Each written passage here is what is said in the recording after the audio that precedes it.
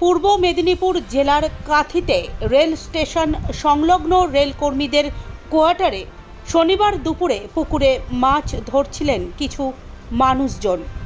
পুকুরের জলে ছিপ ফেলতেই উঠে আসে একটি ভারী ব্যাগ।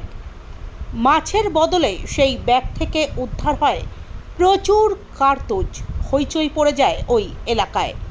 রেল স্টেশন লাগোয়া রেল জমির ওপর একটি পুকুর থেকে একাধিক বন্দুকে ব্যবহৃত প্রচুর পরিমাণে কার্তুজ উদ্ধারকে ঘিরে ব্যাপক চাঞ্চল্য ছড়িয়েছে ওই এলাকায়।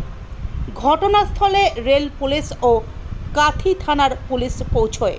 কাঁথিতে রেল কোয়ার্টারের পুকুর থেকে একাধিক বন্দুকের কার্তুজ উদ্ধারের ঘটনায় তদন্তে দেখা যায় ফায়ারিংয়ের পর যে বুলেটের অংশগুলি থাকে সেই বুলেট উদ্ধারের ঘটনা ঘটেছে।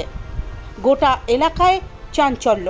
শনিবার দুপুর 12টা নাগাদ খড়গপুর জিআরপি জেলার কনস্টেবলের কাছে একজন রেলওয়ে ট্র্যাকম্যানের মারফত খবর আসে। ওই ট্র্যাকম্যান যখন মাছ ধরছিল তখন একটি ভারী ওজনের ব্যাগ তাদের মাছ ধরার ছিপে বাঁধে। ব্যাগটি খোলার পর দেখা যায় তার মধ্যে প্রচুর পরিমাণে কার্তুজ রয়েছে। এই কার্তুজ উদ্ধার ঘিরে চাঞ্চল্য ছড়িয়ে পড়ে কাঁথির রেল স্টেশন চত্বর এলাকায়। কোথা থেকে এলো এমন বিপুল পরিমাণে ব্যবহৃত গুলি? এগুলি বেশিরভাগই ব্যবহৃত কার্তুজ বলে জানা গিয়েছে।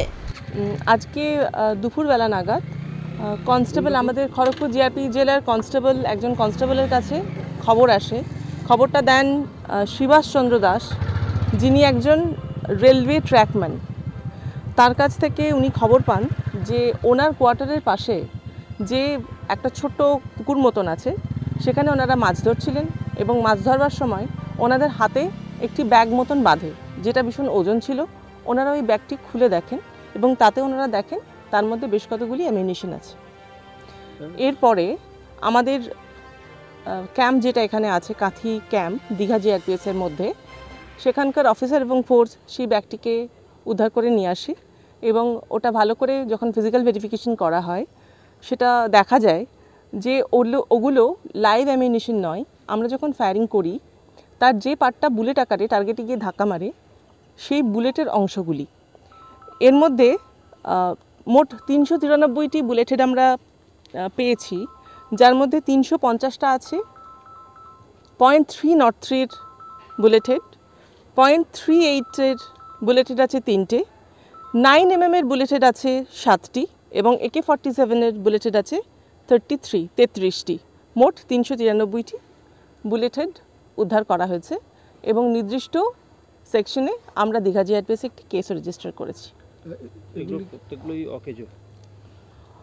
অকেজো বলতে এগুলি বুলেট হেড, অর্থাৎ ফায়ারিংয়ের পরে যেগুলি টার্গেটে লাগে সেই বুলেট হেড এগুলি।